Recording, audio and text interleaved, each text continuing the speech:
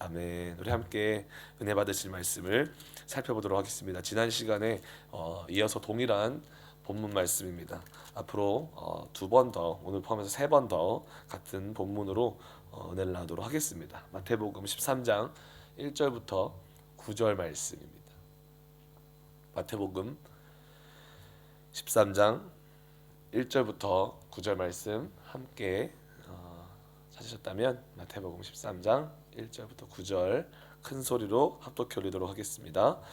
그날 예수께서 집에서 나가사 바닷가에 앉으심에 큰 무리가 그에게로 모여들거늘 예수께서 배에 올라가 앉으시고 온 무리는 해변에 서 있더니 예수께서 비유로 여러 가지를 그들에게 말씀하여 이르시되 씨를 뿌리는 자가 뿌리러 나가서 뿌릴새 더러는 길가에 떨어짐에 새들이 와서 먹어버렸고 더러는 흙이 얕은 돌밭에 떨어짐에 흙이 깊지 아니하므로 곧 싹이 나오나 해가 돋은 후에 타서 뿌리가 없으므로 말랐고 더러는 가시떨기 위에 떨어짐에 가시가 자라서 기운을 막았고 더러는 좋은 땅에 떨어짐에 어떤 것은 100배 어떤 것은 60배 어떤 것은 30배의 결실을 하였느니라.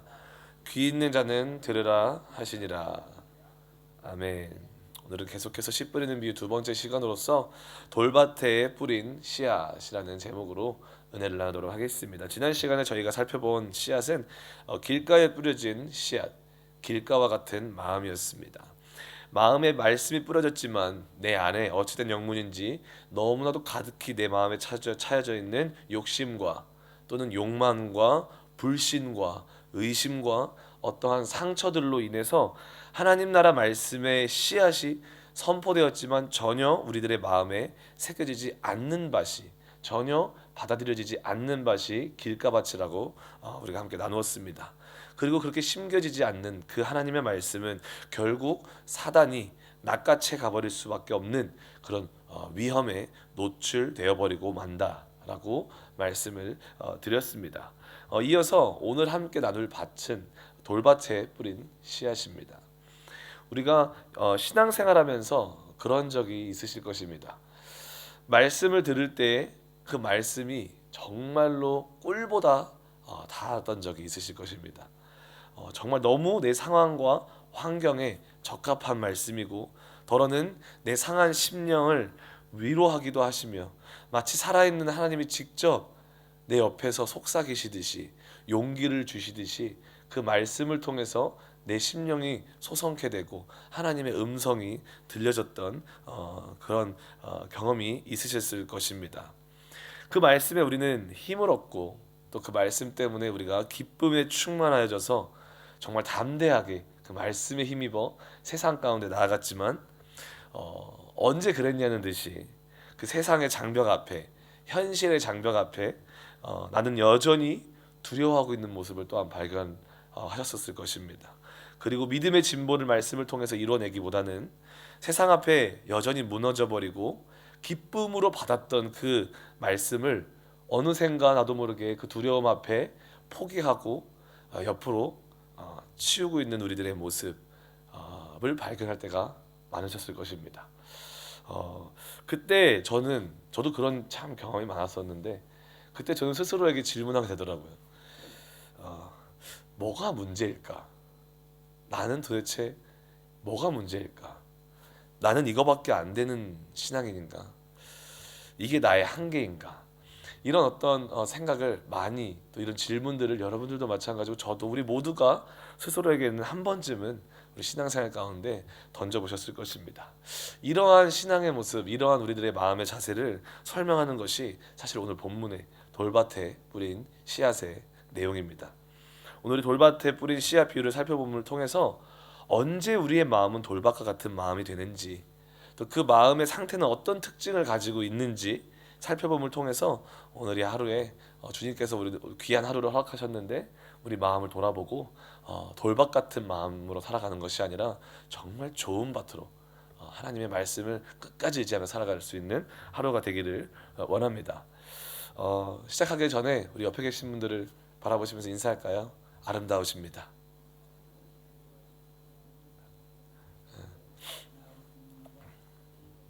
아멘. 정말 모두들 꽃처럼 아름다우십니다. 네. 이런 말은 100번 1000번 들어도 좋으시죠? 아멘. 오늘 본문의 5절부터 6절에 이렇게 말씀하십니다. 더러는 흙이 얕은 돌밭에 떨어짐에 흙이 깊지 아니하므로 곧 싹이 나오나 해가 돋은 후에 타서 뿌리가 없으므로 말랐다라고 돌밭에 뿌린 그 씨앗, 그 밭에 대해서 설명을 합니다. 여기서 보게 되면 흙이 얇은 돌밭이라고 설명하고 있습니다. 이걸 좀 더 풀어서 그 의미를 설명하자면 많은 흙을 가지고 있지 않은 바위 같은 것들 위에 라는 의미를 가지고 있는 땅이에요. 바위 같은 땅이 있는데 그 위에 살포시 살짝 펼쳐진 흙들이 있는 밭이다 라는 의미이죠. 오늘 본문 말씀에 이어서 20절에 보게 되면 이 돌밭에 뿌렸다라는 것은 말씀을 듣고 즉시 기쁨으로 받은 상태다라고 그 밭의 상태를 설명해주고 있습니다.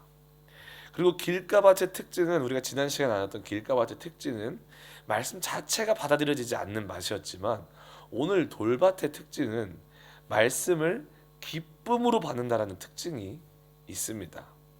그렇기 때문에 그 뒤에 이어서 곧 싹이 나온다라고 이제 설명을 하고 있는데 곧 싹이 나온다라는 것은 기쁨으로 받은 그 말씀을 우리가 그냥 귀에 들린 것으로만 끝내는 것이 아니라 그걸로 그치는 것이 아니라 더 나아가 그 말씀을 받아들이는 데까지 나아간다라는 것입니다. 내 심령 가운데, 내 마음 가운데, 내 생각 가운데 기쁨으로 그 말씀이 그냥 들려지는 것으로 끝나는 것이 아니라 받아들여지는 데까지 나아간다는 의미입니다. 그래서 동일하게 20절에서는 이렇게 말씀해요. 말씀을 듣고 즉시 기쁨으로 받되라고 말씀하고 있죠. 여기서 우리가 받다라는 단어, 받되라는 단어를 살펴보면 원어로 살펴보게 되면 람바논이라는 단어를 사용하는데 그 단어가 어떤 의미를 가지고 있냐면 어떤 사물을 붙잡는 것, 어떤 사물을 붙잡는 것 또는 어떠한 사상이나 진리를 받아들이는 것을 의미하는 동사입니다. 즉 어떤 의미냐면 말씀이 나의 마음에 임할 때 뭔지 모를 기쁨과 만족과 충만함이 있는데 그 말씀이 이제는 내 마음에서 내 안에서 이해되어져서 받아들여지게 되고 내 삶 속에 그 기쁨으로 받은 말씀을 기꺼이 적용하고 제가 순종해 보겠습니다. 다짐까지 나아가는 그 마음 상태가 바로 돌밭에 뿌린 밭의 마음 상태라는 것입니다. 여기까지 들으면 너무 좋죠. 너무나도 아름다운 것입니다. 왜냐하면 우리도 그런 경험을 아까 서두에도 말씀드렸지만 있지 않으십니까? 정말 어느 날은 말씀이 정말 송이꿀보다도 더 달아서 정말 그 말씀을 계속 묵상하고 싶을 정도로 그 말씀이 따뜻하고 정말로 우리의 마음을 시원케 할 때가 많이 있었다는 것이죠. 그러나 이 밭에 또 다른 특징이 하나가 있습니다. 말씀을 기쁨으로 받지만 어떤 특징이 또 있냐면 해가 돋은 후에 타서 그 뿌리가 없으므로 말라버린다라는 특징이 또한 있습니다. 아까도 말씀드렸지만 그 땅은 흙이 얇게 덮여 있었기 때문에 그 얇게 덮인 돌투성이의 밭에 그 어떠한 씨가 뿌려지게 되면 그 씨앗이 뿌리도 잘 못 내릴 뿐더러 그 싹이 돋기가 무섭게 뜨거운 태양이 그 위에 같이 솟구쳐 오른다는 것입니다. 여기서 타다라는 표현을 하는데 타버리다라는 표현을 하는데 원어를 보게 되면 카우마티조라는 단어를 사용하므로 뜨거운 열로 태워버리다 그리고 그슬리다라는 의미를 가지고 있는 단어입니다. 단순히 따뜻하다라는 의미가 아니라 정말 강렬한 열기로 정말 뜨거운 열기로 태워버리다 그슬려버리다라는 의미입니다. 즉 태양은 돌밭에 떨어진 씨앗에 싹이 오르는 것에 발맞추어서 곧바로 솟아올라 그 싹의 뜨거운 열기와 빛을 내리쬐버린다라는 것입니다. 그리고 그 열기에 그 싹 뿌리가 없고 수분이 없어서 그 싹은 아무 힘도 발휘하지 못하고 메말라 비틀어져 버린다는 것입니다. 그 모습을 21절에서 이렇게 설명합니다. 그 속에 뿌리가 없어 잠시 견디다가 말씀으로 말미암아 내가 기쁨으로 받은 그 말씀으로 말미암아 들었을 때는 송이꿀보다 달게 느껴졌던 그 말씀으로 말미암아 그렇게 내가 이해하고 진리라고 여겨졌고 그렇게 내 삶 속에 선포하고 순종하겠노라 다짐했던 그 말씀으로 말미암아 환난이나 박해가 일어날 때에는 곧 넘어지는 자가 바로 이러한 밭에 마음을 가지고 있는 자라고 설명을 합니다. 여기서 잠시 견디다가라는 말은 돌밭과 같은 마음 속에 떨어진 그 말씀이 그 사람 속에 영구적으로 있을 수 있는 상태가 아니라 잠깐 머무를 수 있는 상태를 설명하고 있는 단어라고 말합니다. 잠시 견디다가, 다른 말로 그 말씀이 잠깐만, 아주 짧은 시간 동안만 머무를 수 있는 상태다라는 의미예요. 떨어지긴 떨어지는데 흙이 깊지 않기 때문에 전혀 뿌리를 내리지 못하고 잠깐 그 위에 머무를 수밖에 없는 상태. 그 말은 뭐냐면 언제라도 삶의 바람과 풍파와 비바람과 뜨거운 해가 내려쬐면 언제라도 그 씨앗은 잠시 머물렀던 내 마음판에서 날아가 버릴 수 있고 불타 없어져 버릴 수 있는 그런 연약한 상태를 설명하고 있다는 것입니다. 그런 상태의 밭은 제가 거듭 강조했지만 말씀으로 인한 환난과 핍박이 일어날 때 곧장 너무나도 쉽게 너무나도 빠르게 넘어지는 사람의 마음이라고 설명합니다. 우리가 말씀을 받는다라는 것은 결국 우리 삶 속에 그 말씀에 대한 순종과 결단을 요구한다는 것입니다. 히브리에서 말씀을 듣다라는 것은 그냥 귀로만 듣다라는 것으로 끝나는 것이 아니라 내가 말씀을 듣는다라는 의미는 유대인들에게 있어서는 그 들은 말씀을 내 삶 속에 순종하겠습니다 라는 의미가 같이 들어가 있습니다. 그렇기 때문에 우리가 말씀을 받았다라는 것은 반드시 순종과 우리의 삶의 결단을 요구한다라는 것입니다. 우리 삶 속에 하나님의 말씀을 적용하고 실천하는 것을 요구한다라는 것입니다. 그러나 많은 상황 가운데 우리는 어떤 우리들의 모습을 발견합니까? 우리에게 허락된 하나님의 말씀이 우리가 살아가고 있는 세상의 문화와 또 내가 자라왔던 환경에서 공유되어져 있는 그런 가치관과 세상의 가치관과 또는 그런 문화와 부딪힐 때가 너무나도 많이 있지 않습니까? 너무나도 다른 세상의 가치관과 하나님께서 우리에게 주신 말씀의 가치관이 다를 때가 너무나도 많이 있다는 것입니다. 그렇기 때문에 세상 속에 사는 내 삶에서 말씀을 순종하려고 할 때마다, 말씀대로 살아내려고 할 때마다 우리에게는 어떤 것이 경험되어집니까? 충돌과 그 충돌을 통해서 내가 겪어야만 하고 내가 돌파해 나가야만 하는 그런 환난과 핍박이 올 수밖에 없고 경험될 수밖에 없다라는 것입니다. 제가 좋아하는 어떤 외국인 목사님께서 그런 말씀을 하시더라고요. 내가 정말 살아있는 그리스도인이다 라고 증명해주는 삶의 흔적이 무엇이 있을까요? 라고 물어보는데 이렇게 말씀하십니다. 여러분들의 삶 속에 하나님의 말씀을 순종함을 통해서 세상과 충돌이 없다면, 하루하루 동안에 세상 속에서 충돌이 없다면 우리 삶에는 그리스도의 흔적이 없는 걸 수도 있습니다. 그런데 반대로 우리 삶 속에서 날마다 세상 속에 살아가는데 말씀을 통해서 세상과 충돌되어지는 그런 충돌, 어떻게 보면 되게 불편한 충돌일 수 있겠지만 그런 충돌이 내 삶에 매일매일 있다면 오히려 그 충돌이 불편할 수 있겠지만 내 삶이, 나의 신앙이 진짜 살아있는 신앙이구나 라고 증명해주는 흔적이라고 말씀해줬던 그 말씀이 기억이 납니다.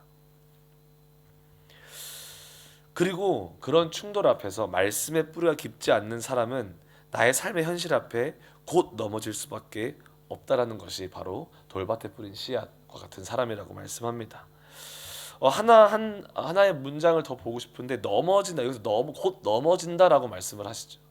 여기서 넘어진다라는 것은 어떤 수준의 점차 말씀의 흥미를 잃어간다라는 수준이 아니라 어떠한 거대한 압력에 의해서 완벽하게 붕괴되는 그런 의미를 가지고 있는 단어입니다. 압력에 의해서, 외부든 내부든 어떠한 압력에 의해서 완벽하게 붕괴되어지는 의미를 가지고 있는 단어예요. 결국 말씀이 내 삶에 있어도 그 말씀이 내 삶에 뿌리를 내릴 수 있도록 내 마음의 토양을 가꾸지 아니하면, 그 말씀을 내가 잘 관리하지 아니하면, 시편 기자가 말씀하고 있듯이 그 시편 기자는 그 말씀을 주야로 묵상한다라고 말씀을 하시죠. 근데 우리는 묵상하다라는 단어를 그냥 읊조리다라고 의 정도로만 이해를 하지만 그 단어 안에는 으르렁거리다라는 의미가 있습니다. 마치 굶주림에 허덕거리는 그 사자가 이제 마지막 먹이를 얻었을 때 하이에나들이 옆에 이제 오는 거예요. 그 음식을 뺏으려고. 근데 그거를 빼앗기면 자신은 죽습니다. 그거를 빼앗기지 않기 위해서 그 사자가 하이에나들을 향해서 이건 절대 빼앗길 수 없어라고 으르렁거리는데 그 으르렁이 바로 묵상하다라는 단어입니다. 우리는 정말 이 말씀의 토양을 가꾸고 이 말씀을 관리하고 또한 하루 가운데 말씀을 빼앗기지 않기 위해서 사단에게 더욱더 우리의 소리를 내어서 말씀을 빼앗기지 않기 위해서 으르렁거리지 아니하면, 싸워내지 아니하면, 지켜내지 아니하면, 말씀의 기초를 내 삶에 세우지 아니하면 우리는 세상의 압력 앞에서, 세상 안에서 충돌되어지고 경험되어지는 그런 환난과 핍박 앞에서 우리의 신앙은, 우리에게 주어진 그 말씀은 완벽하게 붕괴가 될 수밖에 없다라는 것입니다. 그래서 우리가 예전에 여기 계신 분들이라면 다 아시는 사건일 거예요. 삼풍백화점을 여러분 다 기억하실 것입니다. 이 발음이 어렵더라고요. 자꾸 상품백화점이라고 제가 해서 삼풍백화점입니다. 참 그 당시에는 아름답게 지어졌던 백화점이고 유명했던 백화점인데 옆에 사진을 보게 되면 정말 안타깝게도 수많은 사람들의 생명을 앗아가 버릴 정도로 너무나도 완벽하게 붕괴되어져 버린 이 사진, 또 이것 때문에 많은 아픔을 가지고 있을 수도 있으신데, 이 삼풍백화점은 이 기초 구조와 설계가 부실한 상태에서 겉모습만 웅장하게 지어진 건물이었습니다. 백화점의 경영진은 그 단기 동안의 그 막대한 수익과 외형적 성공만을 추구했고, 그래서 그들에게 분명히 알려졌고 그들이 발견할 수 있었던 그런 위험을 무시하며 구조적 기반을 돌보지 않았습니다.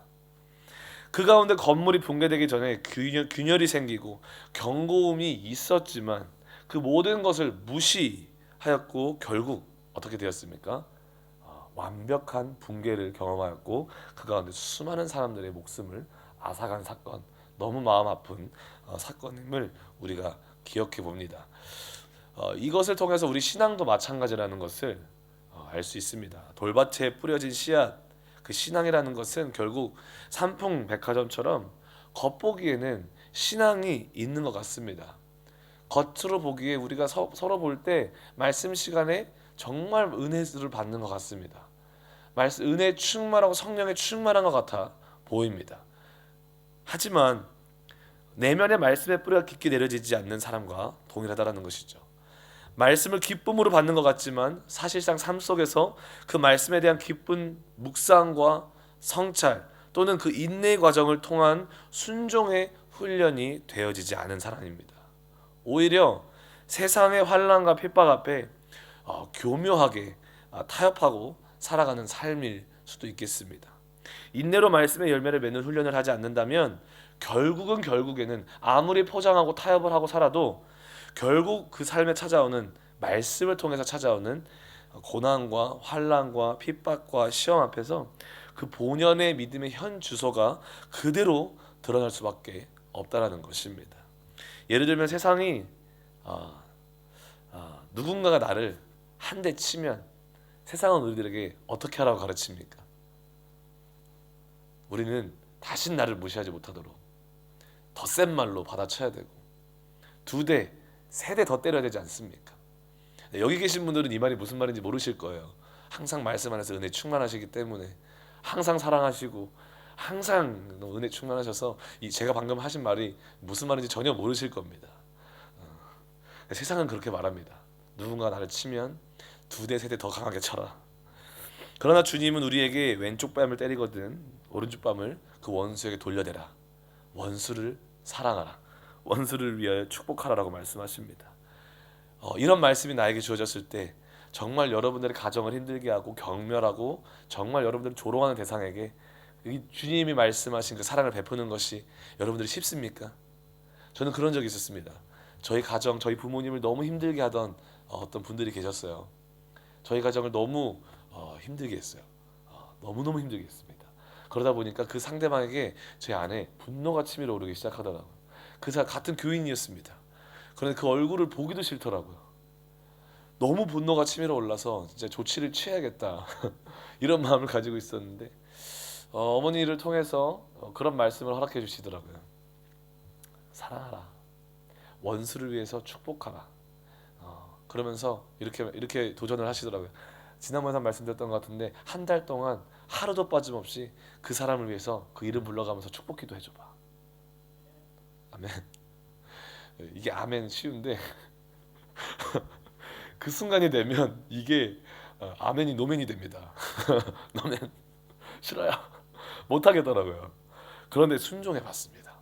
아 진짜 마음은 시끄러워 죽겠는데 미치겠는데 그분의 이름을 불러가면서 그 사람 부자 되게 해주시고 어떤 문제도 없게 해주시고 건강하게 해주시고 속으로는 반대로 기도하고 있으면서 막 선포했습니다. 그런데 너무 힘들더라고요.